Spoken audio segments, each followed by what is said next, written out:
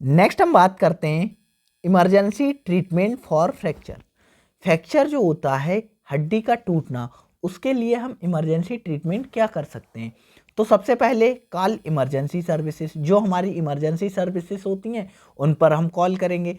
इसमें क्या होते हैं, इमीडिएट मेडिकल अटेंशंस लेने की ज़रूरत होती है, मतलब इमीडिएट एक्शन लेने की ज़रूरत होती है हड्डी का जब फ्रैक्चर होता है। स्पेशली कब, जब कोई सीरियस फ्रैक्चर होता है, सीरियस फ्रैक्चर होता है तब। स्टॉप मूवमेंट, जिस हड्डी का फ्रैक्चर हुआ है उस जगह या वो हड्डी जो मूवमेंट करती है, जो काम करती है, उस मूवमेंट को रोक दे। मतलब जैसे हमारा हाथ है, हाथ में फ्रैक्चर हुआ है तो हाथ की जो मूवमेंट होती है, हाथ को चलाते हैं, वो बिल्कुल स्टॉप कर दें, रोक दें। Do not attempt to move the injured person और लिम्ड अनलेस एब्सोल्युटली नेसेसरी। तब तक उस टूटी हुई जगह को ना हिलाएंगे तब तक जब तक जरूरी ना हो।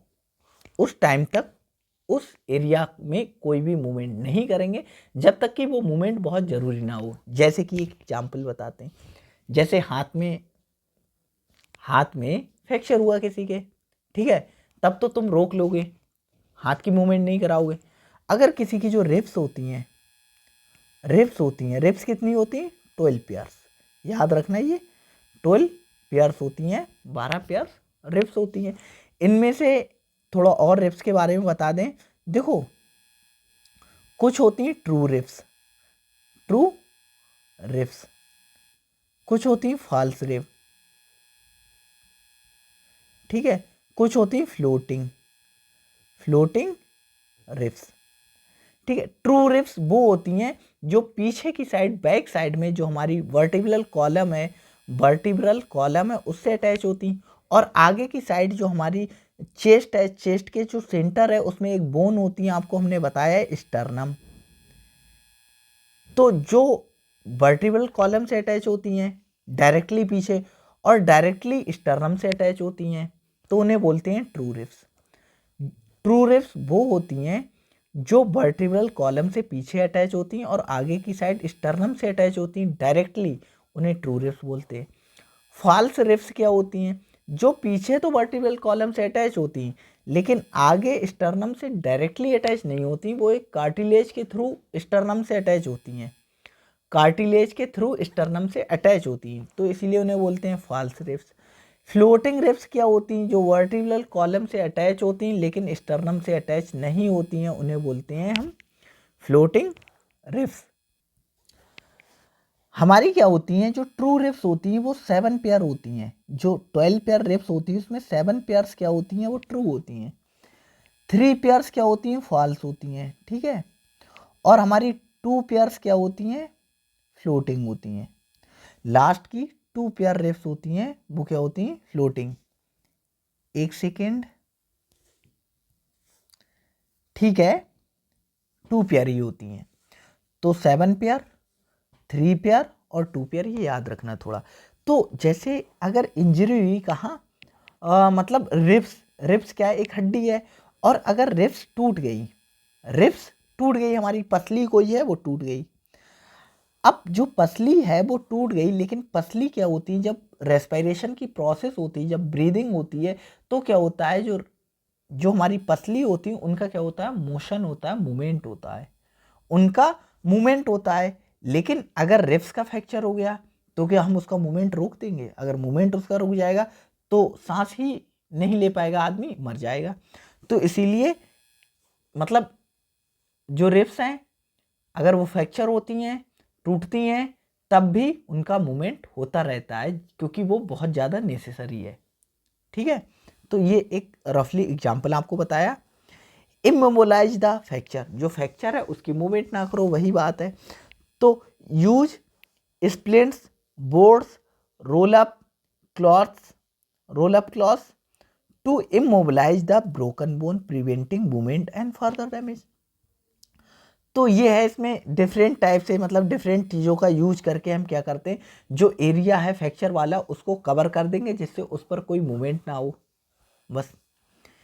इन a split is not available, अगर स्प्लिंट जो होता है अगर वो नहीं अवेलेबल है तो you can secure the limb to sturdy object, कोई खास नहीं है, ठीक है। ये कोई खास नहीं, आपके मतलब का नहीं। आपको बस इतना याद रखना है, इमोबिलाइज करने के लिए हम कुछ किसी भी स्प्लिंट्स हैं, बोर्ड्स हैं, या मतलब जो कपड़ा है उसको रोल करके हम क्या कर सकते हैं, उस एरिया को इमोबिलाइज कर सकते हैं, मतलब उसमें मोशन ना हो, ऐसा कर सकते हैं। अप्लाई आइस, अगर फ्रैक्चर हुआ है तो हम आइस को अप्लाई कर सकते हैं। अप्लाई आइस और cold pack draped on cloth to the area to reduced swelling and pain, but avoid placing ice directly on the skin. तो हम क्या करेंगे, चौथा ऑप्शन हमारे पास बचता है कि हम क्या करेंगे, या कोल्ड पैक, बहुत ठंडे पैक, या आइस, ठीक है, इसको क्या करेंगे, क्लोथ में लेंगे, और क्लोथ में लेने के बाद क्या करेंगे, उससे सिकाई कर देंगे, हम उस टूटी एरिया को रैप कर देंगे, बांध देंगे थोड़ी देर के लिए, या हम सिकाई कर देंगे जिससे वहाँ स्वेलिंग ना हो और पेन ना हो। डायरेक्टली स्किन पर नहीं लगने देते हैं आइस को। Do not applied ice skin if the broken और इफ यू सस्पेक्टिव फोर्स्ड वाइट। तो ये कुछ खास नहीं है आपके लिए, ये लाइन आपके मतलब की नहीं है, तो इसे हम हटा देते हैं क्योंकि आप भी इसमें कंफ्यूज हो गए, ठीक है। नेक्स्ट हम क्या कर सकते हैं, एलिवेट द लिम्ब, जो लिम्ब है, जो टूटा हुआ हिस्सा है, उसे उठा दें ऊपर। If possible elevate the fractured limb above the level of the heart to reduce swelling. जो हमारी हार्ट है, जैसे पर्सन लेटा है, ठीक है, उसका पैर टूट गया है, तो उसे लिटाकर उसके पैर को थोड़ा ऊपर उठा देंगे, जिससे जो हार्ट है हमारा, हार्ट से वो ऊपर हो जाएगा, जिससे क्या होगा, जो स्वेलिंग है वो कम हो जाएगी। कंट्रोल ब्लीडिंग, अगर फ्रैक्चर ऐसा है जिसमें ब्लीडिंग हो रही है तो हम उसको रोकेंगे। तो ओपन वुंड है, apply gentle pressure on the clean cloth और sterile bandage to control bleeding. हम ब्लीडिंग को कैसे रोक सकते हैं, या तो साफ कपड़े को लगाकर, या जो स्टेराइल बैंडेज आते हैं उसको लगाकर हम ब्लीडिंग को रोक सकते हैं। Avoid pressing directly the fracture, तो इसमें क्या होता है, मतलब डायरेक्टली जब फ्रैक्चर होता है तो क्या होता है, डायरेक्टली हाथ, मतलब डायरेक्टली हाथ से हम, जैसे हमने ऊपर पढ़ा है, मतलब हाथ से अगर कोई घाव है तो हाथ से हम दबाकर ब्लीडिंग को रोक सकते हैं। लेकिन यहाँ पर हम डायरेक्टली हाथ से मतलब अवॉइड करेंगे। ऐसा क्यों करेंगे, ठीक है, तो ऐसा इसीलिए करेंगे, आपको अगर थोड़ा भी आइडिया हो, जो बोन होती हैं हमारी, जो लॉन्ग बोन होती हैं, ठीक है, जो लॉन्ग बोन होती है, ठीक है, लॉन्ग बोन के अंदर क्या होती है, अगर आपको थोड़ा भी याद है तो लॉन्ग बोन के अंदर क्या होती है, bone marrow. Bone marrow, bone marrow क्या होती है, अस्थि मज्जा। बोन मैरो क्या है, अस्थि मज्जा, बहुत इंपॉर्टेंट चीज होती है, क्योंकि यहाँ पर ही जो ब्लड सेल्स होती है उनका फॉर्मेशन होता है, जो हमारी आरबीसी हैं, डब्ल्यूबीसी हैं, प्लेटलेट्स हैं, इन सब चीज़ का फॉर्मेशन यहीं पर होता है। अगर हम डायरेक्टली प्रेस करेंगे तो हो सकता है कभी इन्फेक्शन हमारे हाथों में हुआ और वो इन्फेक्शन बोन मैरो तक पहुंच जाए तो हमारी हड्डी बेकार हो जाएगी। इसीलिए डायरेक्टली अवॉइड करते हैं जो फ्रैक्चर्ड हड्डी होती है उसको। मॉनिटर शॉक, मतलब अगर ज़्यादा ब्लीडिंग हो रही है, मतलब जैसे फ्रैक्चर हुआ है और ब्लीडिंग ज़्यादा हो रही, तो मतलब शॉक की कंडीशंस हो सकती है, तो उसको मॉनिटर करते रहेंगे, ठीक है। वही जो शॉक के होते हैं, ठीक है, सिम्टम्स होते हैं, ऊपर हम पढ़ चुके हैं, उनको हम मॉनिटर करते रहेंगे। Do not attempt to realign the bone, अपने आप खुद से बोन को अलाइन करने की कोशिश ना करें, ठीक है, वो एक एक्सपर्ट ही करता है, मतलब जो डॉक्टर्स होते हैं, जो प्रैक्टिशनर्स होते हैं, अच्छे से जो काम करे होते हैं, जिनका ये पेशा है, वही अच्छे से कर पाते हैं। तो खुद से रीअलाइन मतलब दोबारा उसकी पोजीशन पर हड्डी को लाने की कोशिश ना करें। नेवर ट्राई रीसेट द और strain the bone, medical professional should do that. तो जो मेडिकल प्रोफेशनल्स होते हैं, डॉक्टर्स होते हैं, ठीक है, या अदर हेल्थ केयर वर्कर्स होते हैं जो भी, ठीक है, वो इस काम को करते हैं, तो खुद से ये काम नहीं करना है, जैसी है वैसे ही छोड़ देना है। नोट में क्या है, immediate medical care crucial specially if the fracture is severe compound और इन्वॉल्व द वाइटल ऑर्गन। वही हेड या स्पाइन, जो स्पाइन जो हमारी वर्टिबल कॉलम है, अगर वहाँ का फ्रैक्चर है, या किसी का फ्रैक्चर है, मतलब हेड का है तो हेड के अंदर ब्रेन है, जो हमारी वर्टिबल कॉलम उसके अंदर से स्पाइनल कॉर्ड जाती, वो भी इंपॉर्टेंट स्ट्रक्चर। तो यहाँ के अगर फ्रैक्चर है तो इमीडिएट मेडिकल ट्रीटमेंट की ज़रूरत होती है। हम लोकल मतलब रफली उसका ट्रीटमेंट या उसका रोकथाम नहीं कर सकते, जैसे अदर फ्रैक्चर में, हाथ के पैर के फ्रैक्चर में हम कर सकते हैं। तो हमारा क्या हो गया, सबसे पहले इमरजेंसी कॉल अप करेंगे, उसके बाद उस लिम्ब की या हमारा हैंड है, जो भी बॉडी का पार्ट है, उसकी मूवमेंट को स्टॉप कर देंगे, उसके बाद इमोबिलाइज कर देंगे उस एरिया को, ठीक है। उसके बाद आइस को अप्लाई कर सकते हैं, उसके बाद एलिवेट कर देंगे, अगर लिम्ब का फ्रैक्चर है तो एलिवेट कर देंगे, जिससे क्या होगा, मतलब सूजन कम हो जाएगी। ब्लीडिंग है तो हम ब्लीडिंग को कंट्रोल करेंगे, अगर ब्लीडिंग हो रही है तो शॉक की कंडीशन हो सकती है ज़्यादा ब्लड लॉस होने की वजह से, तो हम मॉनिटर करेंगे शॉक को, ठीक है। और कभी भी रीअलाइन करने की कोशिश नहीं करेंगे, वो क्या करते हैं, मेडिकल जो प्रोफेशनल्स होते हैं वही वो काम करते हैं। हिंदी में आप देख सकते हो, ठीक है, ये आप देख सकते हो,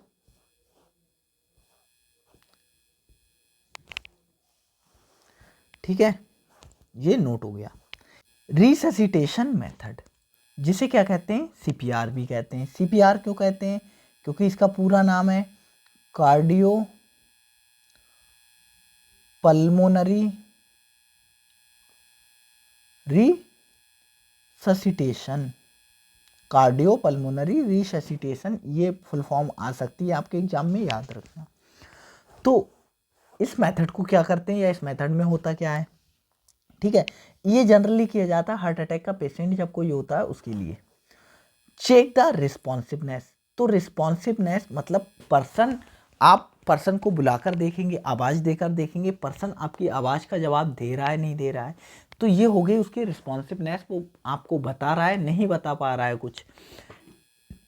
टैप द पर्सन, पर्सन को टैप करके देखेंगे, मतलब हाथ पैर उस पर, मतलब हाथ उसके ऊपर मार कर देखेंगे कि वो कुछ बता रहा है नहीं बता रहा है, ठीक है। उसके बाद कॉल कर देंगे हेल्प के लिए, या हेल्प के लिए बुलाएंगे लोगों को, या कॉल करेंगे हेल्प के लिए, कुछ भी करेंगे। चेकिंग ब्रीदिंग, उसके बाद क्या करेंगे, हम ब्रीदिंग को चेक करें, अगर वो रिस्पॉन्सिवनेस नहीं दे रहा है, कुछ नहीं बोल रहा है, तो उसके बाद हम क्या करेंगे, ब्रीदिंग को चेक करेंगे, अगर ब्रीदिंग नहीं आ रही तो हम बिगिंस कर देंगे सीपीआर को, सीपीआर। तो इसमें हम क्या करते हैं, चेस्ट को कंप्रेस करते हैं, चेस्ट कंप्रेशन करते हैं, कैसे, placed hand on the centre of chest, chest के सेंटर पर हमारी कौन सी बोन होती है, स्टर्नम होती है, स्टर्नम पर हाथ रखेंगे और क्या करेंगे, कंप्रेस करेंगे। परफॉर्म 30 कंप्रेशन, 30 कंप्रेशन हम करेंगे, ठीक है। उसके बाद हम क्या करेंगे, रेस्क्यू ब्रीदिंग, इफ ट्रेंड, अगर तुम ट्रेंड हो तो रेस्क्यू ब्रीदिंग, रेस्क्यू ब्रीदिंग क्या होता है, मुंह से सांस देना। Give two breath after every 30 compression, हर 30 कंप्रेशन के बाद 2 बार अपने माउथ से उसके माउथ में क्या देंगे, सांस देंगे, हवा एयर को देंगे। कंटिन्यू साइकिल फॉर 30/2, 30/2 का मतलब है 30 कंप्रेशन और 2 बार breath. Use AED, AED if available turn on and follow prompt. एक मशीन होती है जिसे हम कहते हैं एईडी। एईडी क्या है, ऑटोमेटेड, ऑटो आपके काम की नहीं वैसे, ऑटोमेटेड, ठीक है, ऑटोमेटेड एक्सटर्नल डिफिब्रिलेटर, अगर ये अवेलेबल है तो हम इसे क्या करेंगे, ऑन करेंगे, ठीक है। कंटिन्यू सीपीआर अंटिल अराइव्स और पर्सन स्टार्ट ब्रीदिंग, तब तक सीपीआर हम करते रहेंगे जब तक पर्सन क्या ब्रीदिंग को स्टार्ट ना कर दे। कभी कभी ऐसा होता है कि सीपीआर की वजह से हम मतलब इतनी तेजी के साथ मतलब चेस्ट को कंप्रेस करते हैं कि उसकी जो रिब्स होती हैं उनका तक फ्रैक्चर हो जाता है, लेकिन जान बच जाए तो बड़ी चीज़ है, रिब्स ठीक हो जाएंगी। कभी कभी रिब्स भी फ्रैक्चर हो जाती हैं सीपीआर देते टाइम, ठीक है, तो ये याद रखना आप। तो हम क्या क्या करेंगे, सबसे पहले रिस्पॉन्सिवनेस को चेक करेंगे, फिर हम ब्रीदिंग को चेक करेंगे, फिर हम चेस्ट कंप्रेशन करेंगे, फिर रेस्क्यू ब्रीदिंग करेंगे अगर ट्रेंड है, यूज करेंगे एईडी की, और कंटिन्यू करेंगे किसके लिए, सीपीआर, जब तक कि ब्रीदिंग स्टार्ट ना हो जाए। ये आप हिंदी में देख सकते हो, ठीक है, ये रहा आप, ये रहा हमारा एक फ्लो चार्ट जिससे हम देखते हैं। हम सबसे पहले कॉल भी कर सकते हैं, ठीक है, एक फ्लो चार्ट है, पर्सन को लिटा देंगे, बैक से ऑन देयर एयरबेस को हम देखेंगे, ठीक है, और दे आर नॉट ब्रीथ, अगर हम देखेंगे, चेक करेंगे, अगर ब्रीथ नहीं कर रहा है तो हम CPR को स्टार्ट कर देंगे, 30 कंप्रेशन करेंगे चेस्ट के, ठीक है। टू रेस्क्यू ब्रीथ, इस टाइप से हम 2 ब्रीथ देंगे और उसके बाद रिपीट अंटिल एम्बुलेंस और AED, जो AED होती है और एम्बुलेंस जब तक ना आ जाए तब तक हम क्या करेंगे, यही रिपीट करते रहेंगे। देखो CPR कैसे दिया जाता है, इसका मेथड वगैरह क्या है, वहाँ से मुझे नहीं लगता है कि क्वेश्चन आने के कोई चांसेस हैं। अगर क्वेश्चन आएगा तो जितना बताया गया है यहीं से आने के सबसे ज़्यादा चांसेस हैं। और क्वेश्चन आपका बन सकता है तो सबसे इम्पोर्टेंट क्वेश्चन पता क्या बन सकता है, यहाँ से अगर क्वेश्चन बनेगा तो ये 30 कंप्रेशंस और 2 ब्रीथ, ये बस 2 क्वेश्चंस यहाँ से बन सकते हैं, तो ये आपको याद रखना है। नेक्स्ट हम बात करते हैं elements of minor surgery and dressing. मतलब छोटी मोटी सर्जरी है और ड्रेसिंग साफ सफाई होती है, उसके लिए हम क्या क्या एलिमेंट्स का यूज करते हैं उसके बारे में बात करते हैं। तो सबसे पहले प्रिपरेशन हम करते हैं, ठीक है। प्रिपरेशन कैसे करेंगे, हम क्लीन कर देंगे जो एरिया, जो हमारा घाव वाला एरिया है, जो इंजरी वाला एरिया है, उसे हम क्या करेंगे, क्लीन करेंगे, ठीक है। स्टरलाइज द सर्जिकल साइट, जो सर्जिकल, या तो हम देखो माइनर सर्जरी की बात करते हैं या ड्रेसिंग, अगर ड्रेसिंग की बात करते हैं तो हम घाव के एरिया को साफ करेंगे, ठीक है। अगर हम माइनर सर्जरी की बात करते हैं तब भी हम साफ करेंगे। और यहाँ पर हम बात कर रहे हैं स्टरलाइज द सर्जिकल साइट, जो सर्जरी की इसमें बात कर रहे हैं, ठीक है। तो सर्जिकल साइट को हम इसमें क्या करते हैं, स्टराइल करते हैं। अगर ड्रेसिंग की बात करते हैं तो स्टराइल करेंगे हम मतलब वुंड को, ठीक है, विद एंटीसेप्टिक, कोई भी हमारा एंटीसेप्टिक सोल्यूशन हो सकता है, ठीक है। आयोडीन, क्लोरहेक्सिडीन, ये आपके काम का नहीं है क्योंकि ये जनरली कहाँ यूज होता है, एलोपैथिक मेडिसिन में, तो ये आपके काम का नहीं है, ठीक है। कोई भी एंटीसेप्टिक्स जो हो उसका हम अप्लाई करेंगे। उसके बाद हमें सर्जरी करना है तो हम अनेस्थेसिया देंगे, ठीक है। तो एडमिनिस्टर्ड लोकल अनेस्थेसिक, हम कोई भी अनेस्थेटिक्स का है, हम कोई भी एडमिनिस्टर्ड, ठीक है, अनेस्थेटिक्स, एक सेकेंड रुकिएगा, ये थोड़ा हमारी जो मतलब जो टाइपिंग करने वाले हैं उन्होंने बुक से ले दिया, मैं थोड़ा सा एक सेकेंड के लिए वीडियो पॉज कर रहा हूँ। हम क्या करेंगे, कोई भी हमारा एनेस्थेटिक्स है जिससे मतलब नशा हो जाए, ठीक है, बेहोशी आ जाए, उसको हम क्या करेंगे, अप्लाई करेंगे, जिससे क्या होगा, नम हो जाएगा एरिया इफ़ द नेसेसरी। अगर नेसेसरी है, बिना अनेस्थेसिया के, अनेस्थेसिया दिए अगर सर्जरी की जा रही है, अगर हो सकती है तो हम अनेस्थेसिया को नहीं देंगे, अगर नहीं हो सकती है तो हम अनेस्थेसिया देंगे, जिससे क्या होगा, वो एरिया जो होगा वो नम हो जाएगा। Sterlite the environment, Sterlite environment का मतलब है जो भी हम टूल्स का यूज करेंगे उसमें जो भी चीज़ें यूज करेंगे वो क्या हो, स्टराइल हो, मतलब उनका स्टरलाइजेशन किया गया हो। Ensure all tools, gloves and the surrounding area are sterile to avoid infection, जिससे क्या इन्फेक्शन ना हो पाए।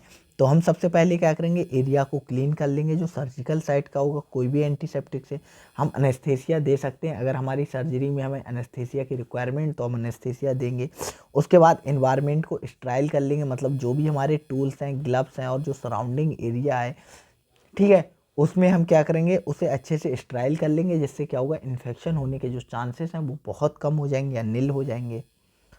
माइनर सर्जिकल प्रोसीजर, तो ये हमारा क्या है, प्रिपरेशन में हमने इतनी चीज़ें कर ली, ठीक है। फिर हम स्टार्ट करते हैं माइनर सर्जिकल प्रोसीजर। तो माइनर सर्जिकल प्रोसीजर में हम क्या करेंगे, इंसिजन, सबसे पहले क्या करेंगे, कट लगाएंगे। तो make small precise cut using sterile scalpels और सीजर्स। तो स्काल्पल्स क्या होते हैं, जो ब्लेड होते हैं सर्जरी करने के, उन्हें स्काल्पल्स बोलते हैं, ठीक है। और सीजर्स, कैंची की हेल्प से हम क्या करेंगे, एक छोटा सा कट मार लेंगे जितनी हमें रिक्वायरमेंट है। उसके बाद टिश्यू रिमूवल करते हैं, रिमूवल और ट्रीटमेंट, ट्रीट द टिश्यू और फॉरेन ऑब्जेक्ट, जैसे कि कोई सिस्ट है या एब्सिस है, कहीं पर पस भरा है या कोई सिस्ट है, ठीक है, उसको निकालने के लिए हम क्या करेंगे, हम उस एरिया को, टिश्यू को रिमूव कर देंगे, जिससे क्या होगा, वो एब्सिस है, सिस्ट है, वो सारी चीज़ें निकल जाएंगी। उसके बाद हीमोस्टैसिस, जो ब्लड निकलेगा उस ब्लड को रोकने की हम कोशिश करेंगे। Control bleeding by applying pressure, pressure को लगाकर हम ब्लीडिंग को रोक सकते हैं यूजिंग कॉटरी, ठीक है। और टाइंग ऑफ ब्लड वेसल्स, हम ब्लड वेसल्स को बांध सकते हैं। और एक क्या होती है कॉटरी, एक कैंची नुमा संरचना होती है, कैंची की ही तरह, सीजर की तरह, उसे कॉटरी बोलते हैं। उसको हम अप्लाई करके क्या कर सकते हैं, ब्लीडिंग को रोक सकते हैं। ठीक है, या हम क्या करें, जो ब्लड वेसल्स है उसको क्या करते हैं, टाइंग कर दें या उसे हम बांध दें, उससे भी हम ब्लीडिंग रोक सकते हैं। उसके बाद जो हमारा इंसिजन लगा है, कट लगा है, उसे क्लोज कर देंगे इफ़ नेसेसरी, अगर नेसेसरी है, ज़रूरी है, लंबा है तो हम कट कर देंगे। Close the wound with tissue, staples और अडेसिव स्ट्रिप, या हम क्या करेंगे, स्टेपल्स लगा देंगे या अडेसिव स्ट्रिप होती हैं, मतलब वही टाँके वगैरह लगाना जो भी बोलते हैं वो कर देंगे। Ensure proper tension on alignment of edges, तो ये कुछ काम का नहीं है। तो हम क्या क्या करेंगे, सबसे पहले प्रिपरेशन में हम एरिया को क्लीन कर लेंगे, एनेस्थीसिया दे देंगे और इन्वायरमेंट को स्टराइल कर देंगे। माइनर सर्जरी में हम क्या करेंगे, इंसिजन लगाएंगे, जो एरिया हमें रिमूव करना है वो हम निकाल देंगे। उसके बाद ब्लीडिंग को रोककर हम उसे क्लोज कर देंगे। उसके बाद क्या है, ड्रेसिंग एंड बैंडेजिंग, उसके बाद साफ सफाई करके, जो भी ब्लड वगैरह है उसकी साफ सफाई करके हम बैंडेज पट्टी कर देंगे। तो क्लीन करेंगे बुंड को, अब हमारा बुंड हो गया है, वो बुंड को क्लीन करेंगे आफ्टर सर्जरी। सर्जरी के बाद clean the wound gently with saline, जो सैलाइन होता है हमारा, उससे हम क्या करेंगे, बुंड को साफ करेंगे। अप्लाई एन एंटीसेप्टिक, उसके बाद एंटीसेप्टिक को अप्लाई करेंगे, कोई भी ऑइंटमेंट हो सकता है जिससे इन्फेक्शन ना हो। स्टेराइल ड्रेसिंग, प्लेस अ स्टेराइल गाउज पैड और बैंडेज ओवर दी बुंड, बुंड के ऊपर हम क्या करेंगे, स्टेराइल बैंडेज जो पट्टी होती है उसको लगा देंगे। Secure the dressing, use adhesive tape और बैंडेज और a dressing to secure the sterile covering is place, जो हम स्टेराइल कवरेज करेंगे, जो कवर करेंगे, उसे रोकने के लिए, बैंडेज को हम रोकने के लिए हम क्या, एडहेसिव जो टेप होते हैं, मतलब उनका यूज कर सकते हैं, टेप का यूज कर सकते हैं, जिससे हमारी जो पट्टी है, जो स्टेराइल बैंडेज है, वो उस जगह पर रुका रहे। इंश्योर इट संग but not be tight, restrict circulation, मतलब ये, मतलब बहुत ढीला नहीं होना चाहिए और इतना भी टाइट नहीं होना चाहिए जिससे क्या हो, सर्कुलेशन अफेक्टेड हो।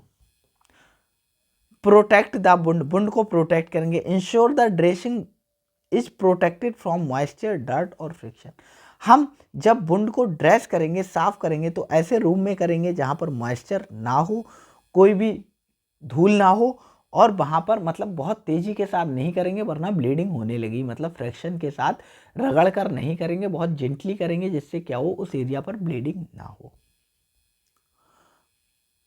पोस्ट प्रोसीजर केयर, मतलब हमारा जो माइनर सर्जरी हो गई, बुंड पर पट्टी हो गई, उसके बाद की हम क्या केयर कर सकते हैं, मॉनिटर कर सकते हैं, मॉनिटर बुंड को मॉनिटर कर सकते हैं, बुंड का कलर कैसा है, क्योंकि बुंड के कलर को देखकर हमें पता लग जाता है कि मतलब बुंड अच्छा है या नहीं है। जो डॉक्टर्स होते हैं वो देखकर बता देते हैं कि बुंड मतलब इन्फेक्टेड है, नॉट है। जैसे क्या, जो हेल्दी बुंड होगा, अगर अच्छे से भर रहा है बुंड, तो वो हल्का रेडिश होगा, पिंकिश हो सकता है, ठीक है। उस पर क्या होगा, एक ऊपर कवरिंग आती होगी, ठीक है। और जो इन्फेक्टेड बुंड होगा वो ब्लैकिश हो जाएगा हल्का, या येलोइश हो जाएगा, तो वो इन्फेक्टेड बुंड होता है, ठीक है। तो हम मॉनिटर करते रहते हैं बुंड को कि उसमें इन्फेक्शन तो नहीं हुआ है, ठीक है। रेडनेस देखकर, स्वेलिंग देखकर, पस देखकर, इन सारी चीज़ों। फॉलो अप, वही एडवाइस हम पेशेंट डॉक्टर को मतलब एडवाइस वगैरह करें, मतलब फॉलो अप, दोबारा डॉक्टर के पास जाए, ठीक है, जिसने सर्जरी की उसके पास, हाइजीन का प्रॉपर ध्यान रखे उस एरिया में, और ड्रेसिंग प्रॉपर कराता रहे और बैंडेज को प्रॉपर चेंज कराता रहे। लास्ट में क्या है, सूचर जो टाँके लगते हैं उनको रिमूव कराए।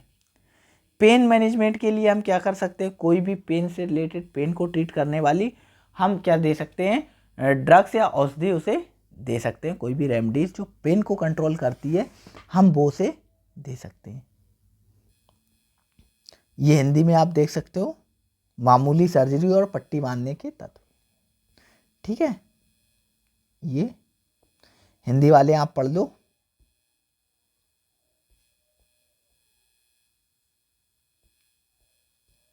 तो आज की वीडियो में इतना ही था। बहुत ज़्यादा इम्पोर्टेंट वीडियो उस हिसाब से नहीं है, लेकिन फिर भी आपको तो पढ़ना होगा क्योंकि आपके एग्ज़ाम में कुछ भी आ सकता है। तो आप इस वीडियो को भी अच्छे से तैयार करना। तो आज की वीडियो में इतना ही था। Thank you. और हाँ, इसके साथ एक इम्पॉर्टेंट बात, आपका जो ये टॉपिक था कम्युनिटी हेल्थ वाला, ठीक है, वो यूनिट या हम ये कहें वो सब्जेक्ट आपका कंप्लीट हो गया है। सारे लेक्चर सारे टॉपिक कराए गए हैं। एक दो टॉपिक आपके ऊपर के मतलब टॉपिक रफली मतलब बीच बीच के कोई लेक्चर का एक आध टॉपिक रह गया है, वो हम लास्ट में करा देंगे, ठीक है। और इसके साथ हम क्या करेंगे, अभी स्टार्ट करने वाले हैं हम क्या, जो हमारा ड्रग स्टोर वाली यूनिट है वो। और उस यूनिट को आप खुद से पढ़ने की ज़्यादा कोशिश करना, क्योंकि उसमें कुछ पढ़कर भी कुछ खास होगा नहीं। उसका वेटेज भी कम है, 5 क्वेश्चंस का उसका वेटेज है। तो हम कोशिश करेंगे जितने अच्छे से बता सकते हैं, लेकिन उससे जब भी क्वेश्चन आएगा तो आप अपने दिमाग से ही सॉल्व करोगे, क्योंकि मार्केटिंग से रिलेटेड वो क्वेश्चन है। और आप लोगों ने फार्मा किया है तो मार्केटिंग आप लोगों को मैं समझ सकता हूँ कि अच्छे से आती होगी, ठीक है। तो हमारा ये सब्जेक्ट ख़त्म होता है। आगे हम बात करते हैं मतलब नेक्स्ट टॉपिक की बात करेंगे। Thank you.